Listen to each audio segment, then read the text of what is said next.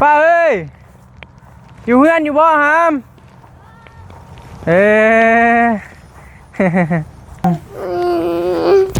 เอามียังมอนี่บ่มียังอ่ะเอามาหรือมากอดกันหรือไงเป็นยังฮามเบิ่งบ่มุ่งเลยบ่เจ้าเป็นยังเพราะว่าไปกินอาหารเอาเองฮะกินหอดพอเฮากินฮอดพ่อเจ้ากินฮอดเนี่ยได้เราก็เรียกเราขึ้นมาอยู่ขึ้นมาเฮาบ่ได้เราขึ้นมาบ่ได้เลยจะมาหมู่แม่งเลยคือมาหมู่จะคายเลยโอ้ยพ่อแล้วขึ้นมาเขาสิจับพอเฮาเกมขึ้นมาเลยเขาสิจับพ่อเจ้าใครสิจับโอ้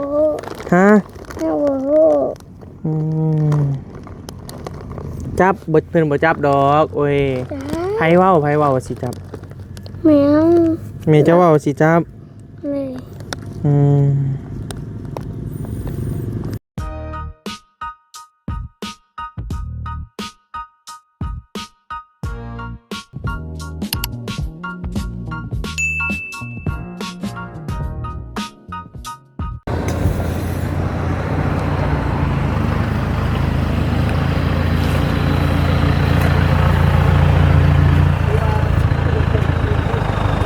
โอ้แต่โคบไปพี่น้อย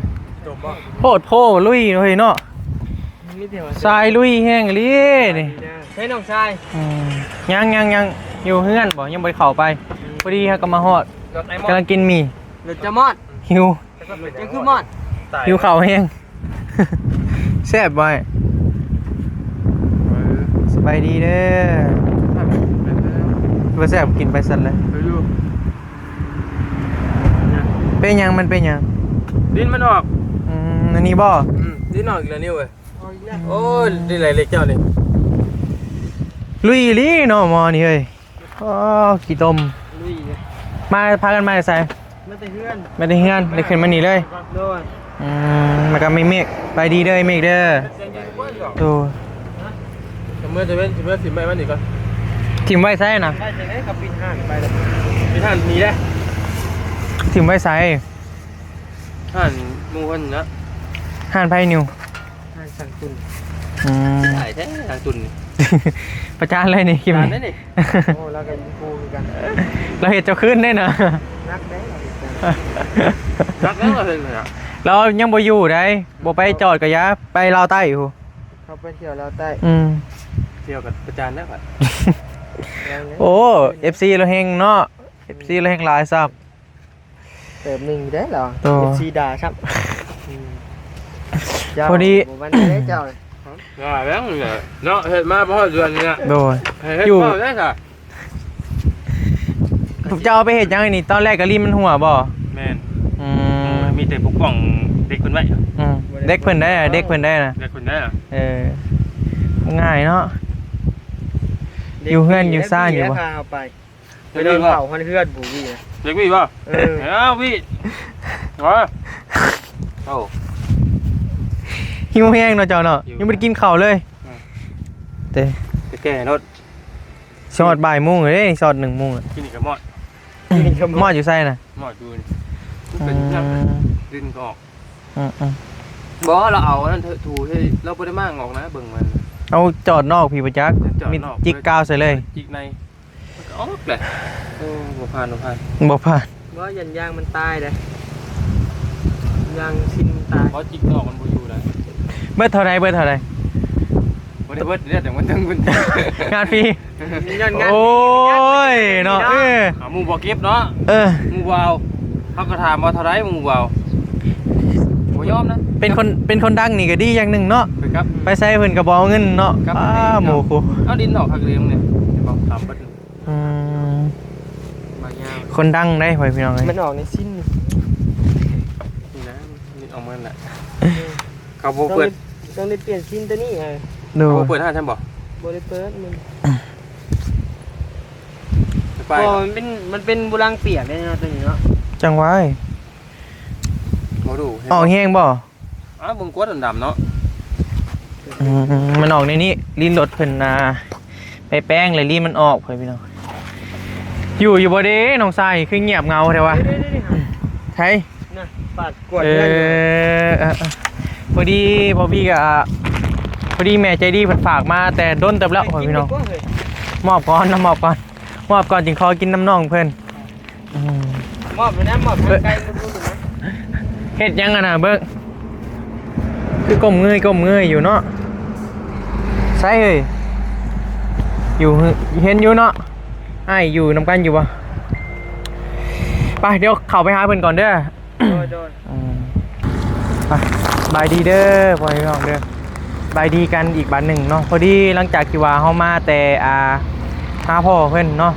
เลยสิแล่นขึ้นมาน้องทรายก่อนเป็นเอาใดเห็นอยู่กี่นี่เห็นแวบๆอยู่อะแต่ก็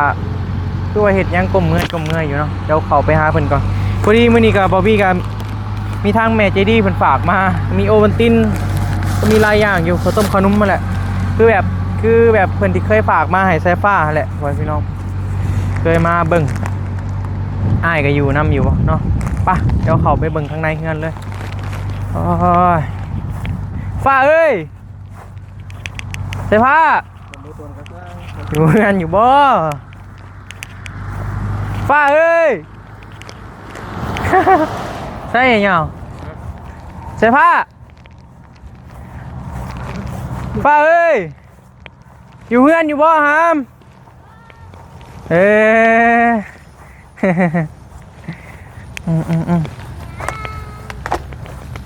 จ้าเฮ้ยอยู่ได้เปลี่ยนลีเนาะอยู่บ้างได้บ่ได้อ๋อสบายเป็นคือเพื่อนแท้เงินคือเปื่อนแท้นี่เปื้อนเอามียังมอนี่บ่มียังเอามาหรือมากอดกันหรือไงเป็นยังหามเบิ่งเนี่ยบ่เจ้าเป็นยังพอไปกินหาเฮาเองฮะกินหอดพอเฮากินฮอดพ่อเจ้ากินฮอดเนี่ยได้เราก็เดียวเราขึ้นมาอยู่ขึ้นมาเฮาบ่ได้เราขึ้นมาบ่ได้แล้วจะมาหมู่ยังเลยคือมาหมู่จะค่ายเลยโอ้ยพ่อแล้วขึ้นมาเขาสิจับพอเฮาเกมขึ้นมาเลยเขาสิจับพ่อเจ้าใครสิจับฮะจับเพิ่นบ่จับดอกโอ้ยไผเว้าสิจับแม่เจ้าเว้าสิจับถึงก็มีแต่หมองเบิ่งเงยหน้ามาดีๆด้วยมาหมู่ยังแนวนิ้วงงเนี่ยบ่เป็นหยังโอ้ยสิเป็นหยังยานพ่อขึ้นมาหาบ่ได้บ่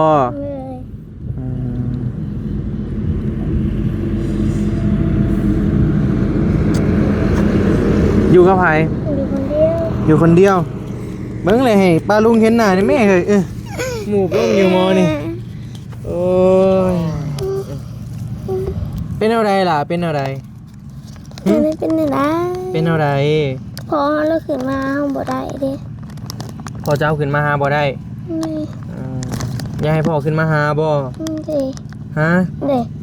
เป็นอะไรคือใหญ่เราขึ้นมาหาเฮาไม่ฮู้มื้อนี้ก็อยู่คนเดียวกินข้าวกินน้ำหรือบ่กินดอกกินแล้วให้หามันนั่งบ่นั่งบ่ก็ได้ป่ะได้ดำโอ้ยหมอนี่ป่ะพี่เสื้อผ้าพี่ก็ได้ใส่เพิ่มก่อนโอ้ยเป็นอะไรล่ะบอกฮะเป็นอะไรพอเราขึ้นมาหาบ่ได้เป็นยังเราคือขึ้นมาหาบ่ได้เลยแม่เฮาสิให้พ่อบ้านจับเราเคยขึ้นมาอีกวันนี้อะไรพ่อบ้านจับสร้างว่าแท้แล้วว่ามือได้น่ะล่ะแล้วส่งเสียงมาหาเฮาแล้วส่งเสียงมาหาเจ้าเลย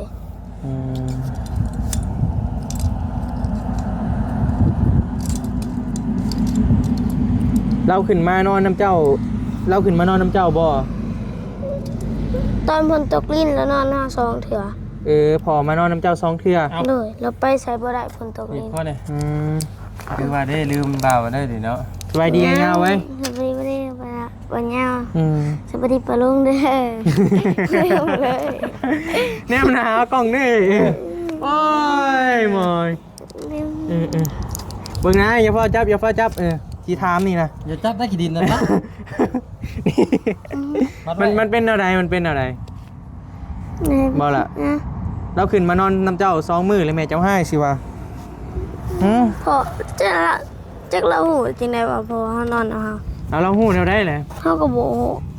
ด้นละบ่เพิ่นขึ้นมานอนนํ เลยแต่ฝน บอกแล้ว แต่ฝนตกลิ้นตอนน่ะเด้ ฝนตกดินแหละเราเมื่อบ่ได้บ่เราก็เลยนอนแม่นบ่ ยังมีคนบอกดี มีคนบอกบ่ล่ะ โอ้โห เจ้าติดต่อหาแม่เจ้าตลอดอยู่บ่ซะ เมื่อคืนนี้เราก็โทรหาเฮา แล้วโทรว่าใดๆเมื่อคืนนี้ เราโทรถามหาบุญทวีเมื่อคืน อืม หาบุญทวีเพิ่นไปลิ้น อืม ไปลิ้นเฮียนบอกต่อมันเพิ่นกำลังหยาวออกมา อืมแต่เราว่าในใดกับเจ้าเคยเห็นคลิปเสียงนะเราว่าในใดก็เล่าให้ฟังหน่อยนะไอ้ก็บ่อยากจื้อปานใด เฮาก็เล่มเลย เจ้าก็ลืมเลย เฮามีอยู่แต่ละส่งเสียงมา แล้วส่งมามื้อใดน่ะล่ะ แล้วส่งมาประมาณ 2-3-4 มื้อนี่แหละ 2-3-4 มื้อแล้ว ไหน บัดนี้พอเจ้าบ่ได้ขึ้นมาแล้วเนาะบัดนี้เนาะ ได้ แม่นบ่ ได้ ขึ้นมานี่เจอแม่นบ่ ขึ้นมาแล้วขึ้นมาในหนึ่งแล้วลงได้มาได้ มาหน่อยเขามาเอามาเอาของอยู่ของกินยืนให้เลยก็ได้แม่นบ่ ได้ ถ้าว่ามาเบิดมื้อเลยมาบ่ได้ ไหนแบบมาอยู่ดนๆนี่บ่ได้ แบบถ่ายคลิปก็บ่ได้ ถ่ายคลิปก็บ่ได้ ได้ เอ้า ถ่ายคลิปแบบตามมือทางนี่ได้กันเขามาในเฮือนแล้วถ่ายบ่ได้แม่เขาบอก กฎระเบียบพิลึกแค่เหยา นั่นก็ว่าคือ เขามา เจ้า ถ่ายคลิปอยู่เฮือนก็บ่ได้อืม เราว่าบอก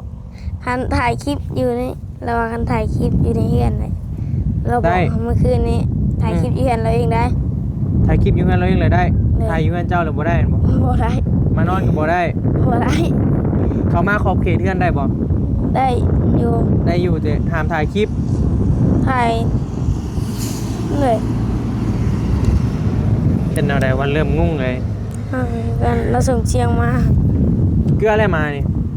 เกลือเราดำจะบุญมี ดำบุญมีเกลืออะไรตี เกลือแล้วเรากำลังทูกันยาเมื่อกี้นี่ รักกูมาดำไปก่อนไว้ ล ดำไป งไปหาเราได้อยุคันลงไปหาเรา จะสิลงไปหาเหล้าบ่ บ่ได้ชูลงอ๋อ ยามมันญาติกล้องเห็นนะนายยาวเกินไปหน่อยยาวจ้อยพิษกฎเพิ่นอีกนี่เห็นอันหมัก แล้ว เห็นหมักก็ลอย อ๋อ ไปไป ดำ ดำไปไปดำไปไปก่อน นับนี่ได้เด้ง เอาเกิดเนาะสื่อมันเนาะ จับบ่ เด้อจะจืดไม่ได้เลยเจ้าเลย แต่ป้านี่คือพ่อเนาะ แม่นบ่ แต่พ่อจังบ่ได้อยู่ เบิ่ง เนาะอันนี้ คือกันอยู่บ่เบิ่งเอาล่ะ ตอนเดียวกันเลย ใหญ่ขึ้นใหญ่ขึ้นหลายเติบอยู่นี่ เดียวกันเนาะกับพ่อนะอันเดียวกับพ่อเลย ยืดสูงขึ้นแล้วเนาะ คำบอกคำจาอันเดียวกันเนาะเลย ถ้าคือกันแล้วบ่ได้อยู่นํกันบ่ แม่นเพิ่นน่ะเพิ่นตามเพิ่นเมาแล้วลูกชายถ้าหน้าตาคือกันนี่บ่จากเป็นกระจากตายเพิ่นว่า ดีแล้วจากเป็นเนาะ ได้เด้ปกติคือพ่อน่ะมันก็บ่ได้อยู่กันว่า โดยเฮ็ดได้บัดนี้พ่อบ่ได้ขึ้นมาเลยเจ้าเสียนอะไร ไม่โมโหคือกั ลงไปหาเหล้าสิวะ เดินลงไปหาเราทีหนึ่ง เดินลงไปหาเธอหนึง เลย ของอยู่ของกินมีอยู่ที่ส่วนนี้ มีแต่ปองปลาจะมี ยังได้ด้นบ่ มาเดินไปไหน ยังเลยจะลึงเลยจะปอง ปองปลาน่ะ อืม เพราะว่าเท่ากันอ่ะยังไม่ได้ไหนนำมา ยังพอได้กินอยู่เนาะ เลย ให้คือสิขึ้นมาหาเจ้าอนาอยู่เพราะว่ามีทางแม่เย็นเพิ่นฝากเงินมานำบ่าวบี้พ่อพี่น้องให้ซื้อของอยู่ของกินนี่แหละแต่ว่าเห็นพัดไส้ซื้อมาเลยก็เลยยังบ่ได้ทันได้ซื้อนะปัดยามเบิดพุ่นแล้วยังซื้อมาให้เจ้าเด้อ เลย แม่เย็นเพิ่นฝากมาแต่โดนเติบแล้วพ่อพี่น้องเห็นพัดไส้ซื้อมาเลยก็เลย ยังบ่ได้ทันได้ซื้อมานะ คือว่าเจ้าจะลงไปหาเรานำบ่ จะเอาก็ลง อืมถ้าขึ้นมาเลยแม่เจ้าสั่งจับอย่างเดียวแบบนี้เนาะ เลย แม่นบ่ เลย พี่น้อง ยากอยู่บ่จักแนวสิว่าหน่อยยาวเนาะ โดย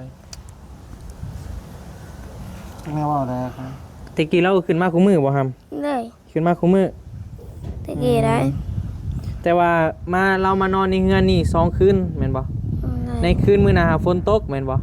เลย ฝนตกเลยเจ้าส่วนเรานอนแล้วว่ะแม่นบ่แต่เจ้าบ่ให้เราเมื่อแม่นบ่เราก็เลยได้นอนแม่นบ่ เราเมื่อบ่ได้หมด เราเมื่อบ่ได้ เลยแถมเราก็นอนคนเดียว เจ้าอยู่คนเดียวจักมื้อแหละ ห้องอยู่คนเดียวห้องสองเมื่อ บุญทวีไปทางใดล่ะ เพิ่นไปเรียนต่อเพิ่นกำลังสิออกมามื้อนี้ โทรหากันอยู่ โทร นอนคนเดียว เลย กินข้าวกับหยังแต่ละมื้อ ฮะ ใหญ่ๆ ไปห่มบ่ ๆน้ำบ้านเนี่ย เด้ ห่มอยู่ได้อยู่ มันอยู่นี่มันแจ้งอะนะแม่นล่ะวะ ใช่จะมาจะไปบ่ยาว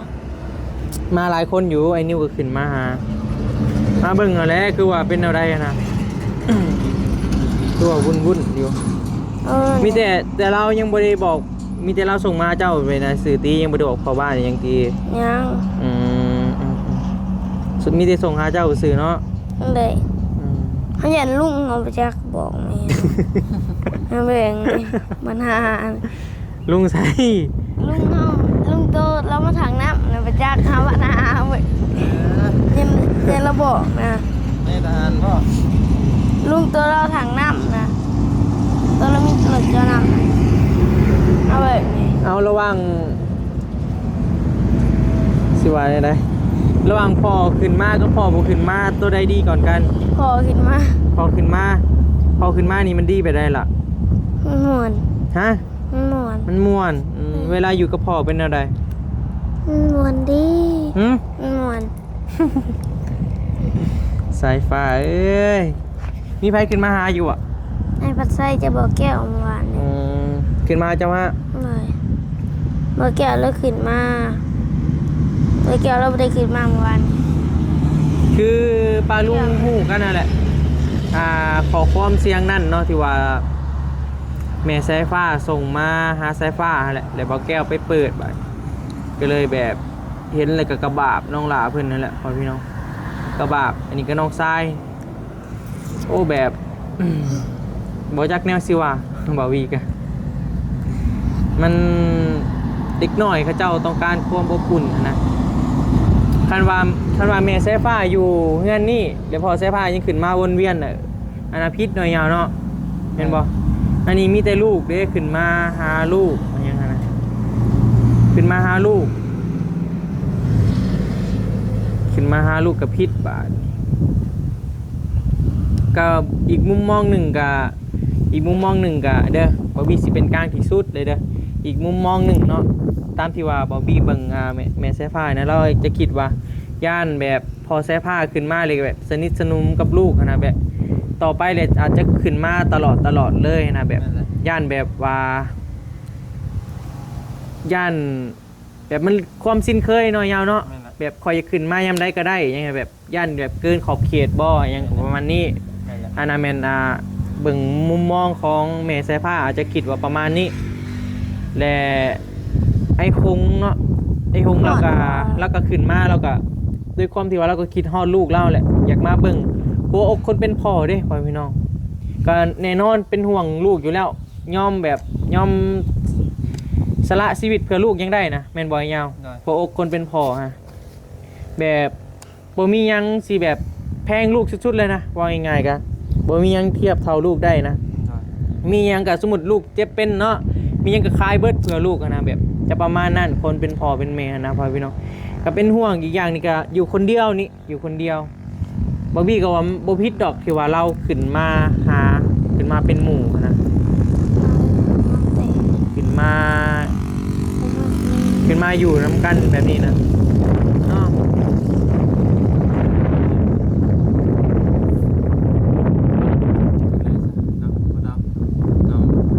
ก็อดเอาหั่นแหละคนเดียวตัดผมงามเลยใหญ่ขึ้นแล้วมาบัดนี้เบิ่งหั่นล่ะ เฮาสิให้จะตัดหายจังบ่ได้เสียเงินเจ้าบ่มา ไอ้ก็ว่าสิขึ้นมาตัดให้อยู่เบิ่งเอาแหละไอ้ก็เฮ็ดห้านให้เอ้ยไผเจ้าว้าย เออพาเอ้ยไผมาหาอันนี้ติ เนี่ย อยากเห็นบ่ อยากเห็นบ่ เห็นแต่เถื่อเดียว เห็นแต่เถื่อเดียวเอ้ย ตอน ไผ ไหน เห็นแต่มาสนน้ำมัน เคยเห็นกันแล้วไปสวนน้ พาเคยเห็นแล้วบ่ ำ ไม่อ๋อ เคยเห็น พาไปยัง อ้าวตอนพาน้องน้อยเมื่อดินตอนน่ะเด้ หมอนี่ก็เมื่อนะ บุญบังไฟเด้ ตะเกียบยังบ่ เบลส่วนโบไปก็ไปนำกันก็เลยเห็นนะ เป็นแต่ยังบ่ได้ร่วมกันที่ตอนนั้น บอกกันระยะแป๊บเดียวหนึ่งบ่ฮอดทิศอะไรยังคะนะ แล้วบอกให้เขาสาดน้ำเฉยโบ งามบ่งามบ่ งามบ่ เลยแล้วบอกให้มันงาม งามทำไม แล้วพี่บอกให้เขาสาดน้ำเฉยโบเขาก็สาดใส่ ไปบ่ไปบ่ไปหาเราจังเลยหาห้านแล้วก็เนาะไอ้สิพาไปขึ้นห้านเด้อ เลยเลย ไปเลยเจ้าสิว่าในใดกับเรา ไปเลยตัวสิว่าในใดบ่เบิ่งหาเกือบนะ เกือบบุญทวีบุญเป็นเกือบเฮานี่ ไปพา เกือบบุญทวี นี่ไปพี่น้องเกือบเจ้าได้ซะ เกือบเฮาบุญทวีเป็นใส่มา อะไรบุญทวีเจ้าใส่ตัวนี้ เกือบใส่ฟ้าไปพี่น้อง เกือบบุญทวีบุญเป็นเกือบเฮา โอ้ยเนาะน้องชาย เกือบเฮานี่ก็ค่ะ เบิ่งเจ้าใส่เบอร์ยังไงบีสิซื้อมาให้เด้อ จะเปิดเฮา เบอร์ยัง เฮาใส่นะถ้าบุญทวีมาเฮาใส่ สิประมาณนี้แหละเนาะก้าวก็ได้อยู่ ได้อยู่ ปานน่ะบ่น้องชายข่อยนี่เนาะ เกือบสอนอแต่งสิ่ง เป็นอะไรนอนคนเดียว บ่ได้เป็นอะไร บ่ได้เงาบ่ อืม โทรศัพท์ใช้ได้ปกติแล้วเนาะ เด้ สู้ๆอะไรเด้อล่ะเด้อเจ้าก็สู้ๆเด้อ ไหน อดเอาจังหน่อยก็ใหญ่แล้ว แม่มันธนาบ่ได้โทรหาเจ้า เราไปโทรหาเจ้าบ่ โทรเฮา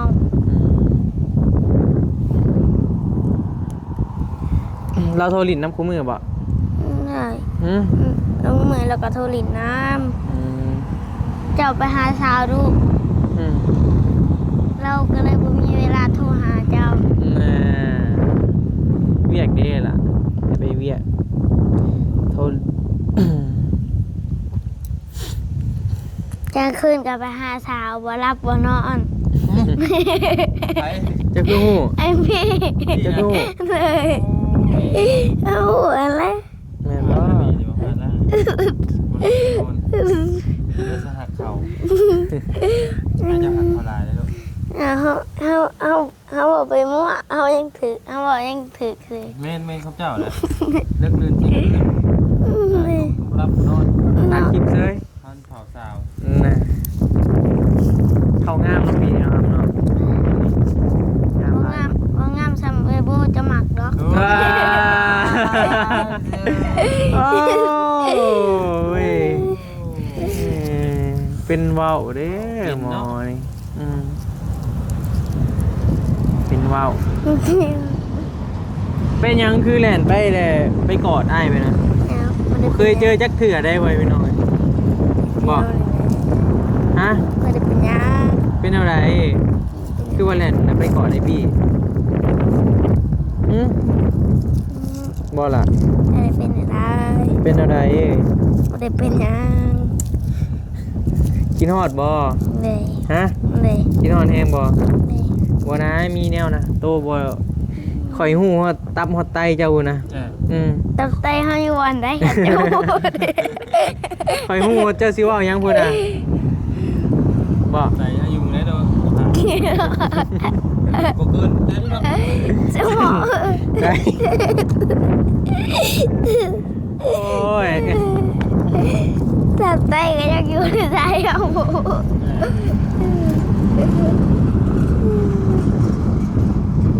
เป็นอะไรเนาะสภาพเนาะ ถ้าเจ้าหูตับไตเขาเจ้าหูเดี๋ยวเจ้ายังเผยนะ จะสิรวยมือได้กันจะหูตับไตเอาหมดเลย จะว่าอีกก็ว่าใหม่ว่าใหม่ เอื้อก็จะหูตับไตเอาจะสิรวยมือได้ จะสิรวยมือใด นี่จะสิถึกเลขมือได้ ก็อยากถือกันแล้วเนาะยาวเนาะไว้บ่อยากถือเลขเนาะ บ่ยาวถึกเลยเฮาก็เห็นตัวเจ้าลงคลิปนะ นี่ดอก นี่ เปล่าใช่เจ้าน่ะถือ ถือ บ่ เลข นิ้ ยั ว ง ก็ถึก เลขหาเก้า บ่นิ้วก็ถึก 10,000กีบรอโดนเฮาเอาเสียน เออ บ่นิ้วก็ถึกคือกัน แม่นบ่ เฮาก็เห็นตัวเราไปเลี้ยงหมูกระทะชุมเจ้าฮะ เออมีเงินนี่ น้องหล่าเพิ่นก็อยู่เพื่อนคนเดียวพ่อพี่น้องอยู่เพื่อนคนเดียวนี่แหละ เพิ่นมันคือตัว ไอ้ อยู่ ก็ แล้วอะ จักไปใส่เขาได้บ่ ไม่นอกไอ้ ยั ส น ม ไม่ อเละ แหละ ได้อยู่เนาะได้บ่ ไอ้สมอเละได้ แต่สมมุติเลขคือหยัง ไม่เจ้า มันคือหยัง นอก ตายว่ะ มีแต่สู้ๆได้เด้อน้องหล่าเด้อ เด้อ สู้ๆให้เราได้ซะอดเอาจอยก็ใหญ่แล้ว มันเกี้ยงขึ้นเนี่ยขึ้นไปหน้าไปยาว ไปไหน ไปวันพ้นหมู่บ้า ไม่ น มันกันฝนได้สบาย ไม่ โอ้ จะ จักคั่วมเว้ยนี่งานไม้ปีอ่ะ ไม่จะกันพ้น เป็น แก่ งานเว้ยเอากันไว้กันไว้อืม กันเลยเปียกคือเก่า ไม่เฮาน่ะ2เถื่อ3เถื่อเลยมันอ่ะนะมันเด็กสมอลเล่มันฟื้นคืนเทื่อหนึงนี่ใส่ผ้าเนาะใส่ผ้าน้ำบ่เลยเนาะอ้าวว่ะกันน้ำแล้วไหมเฮานะ นี่ตัวตึกฉลาดว่าเฮานี่ อืม ยันบ่เปียกบัดนี้ ก็สิต้องแห้งดอก เป็นไรดิ เจอมามีแม่งก็แม่นะแกล้งเล่น นั่นแหละสู้เด้อ อืม เลย นั่นแหละก็บ่ยังบ่ได้เว้าหยังพี่น้องกันพอดีให้ทางบ่มีเว้ามันบ่อยากเว้าแทรกกันนั่นแหละพี่น้อง เข็นเลยกับกระบะเพื่อนพี่น้องแบบนี้แหละอยู่คนเดียว โอ้ยมาตอนค่ำเฮงเนาะตอนค่ำเฮงแบบสิเห็นภาพเฮงที่ต้นเลยแหละเนี่ย มา เพราะว่านี่ไฟนี่สิมีแต่ดอกเดียวนี่ มีสองแล้ว 2ระเบิดเดียวนี่ จังเลย 2ก็ดีแล้วมามือน่ะกับไอรีน่ะพุ่งแต่ดอกเดียวนี่เพิ่นก็งอมอยู่กำลังเห็ดของกินโอ้เห็นเลยกันเนาะขนาดเฮาอยู่คนเดียวเนาะอยู่กลางไปนี้ยังไงนะปะฝนตกแล้ว แม่อยู่ว่ามันจิ๋วไว้ เอาลืมมอบได้นี่ยังไม่ได้มอบนี่เอานี่มา ว่า เอานี่แมนนาเป็นของแม่ใจดีจากทางฝั่งไทยเด้อล่ะเด้อมีข้าวต้มขนมมีโอวัลตินอหยังต่างๆกันแหละแม่ใจดีผู้ที่ว่าเพิ่นเคยฝากมาให้เจ้าตลอดนั่นแหละ เลย ผู้เพิ่นซื้อมุ้งซื้อหยังให้เจ้าตะกี้หลายๆนั่นแหละ เลย มีแต่ทางน้องขอบคุญขอบคุณเด้อทางแม่ใจดีเพิ่นบ่ประสงค์ออกสื่อดอกโอเค ขอบคุณกับคุณเด้อแม่เจดีทางพังไทยแห่งยีดีไม่แห้งคนจิบจะได้ความไข่ยามีคือในลงไทยมีทุกคนหนาคนแพงนะลำไม่รวยใช่ โอเคเอาแนวหน้าอะไรเด้อล่ะเด้อสู้ๆ โอ้ยกระบะเห็นอะไรกับกี่ต้นไปพี่น้องถึงได้กะแนวหน้าแล้ว เลยไม่ มันมีมีนี่มีขนมมึงเด้อมียังเนี่ยมีโอนตินนี่ยังนำได้กี่กันเลยเนาะ เลย นี่มีโอนตินทรงกินเป็นอยู่ที่โอนติน เป็น เราเห็นมาจากทงนี่ สอง โอ้2 ทงเป็นซองกินมือละซองอย่างเงี้ยเจ้าเนี่ยหลายอย่างอยู่โอนตินอันนี้เป็นขนมเต็มทงเลยไปพี่น้องโอเคป่ะแต่จึงว่ากันป่ะเอาเข่าในเฮือนล่ะ อย่ายันบนยันบนไปก่อน ป่ะโอเคพ่อพี่น้องเลยก็ถือว่ามาหาน้องทรายมื้อนี้กันแล้วจึงว่ากันเนาะมาเห็นภาพเลยก็อีต้นกระบะมาแหละพ่อพี่น้องเด็กน้อยอยู่คนเดียวเอาถือว่าเขาปีนี้ก็งามลายเด้อพ่อพี่น้องงามลายประมาณนี้แหละเดี๋ยวพบกันทีคลิปใหม่สำหรับคลิปนี้ไปก่อนสบายดีเด้อ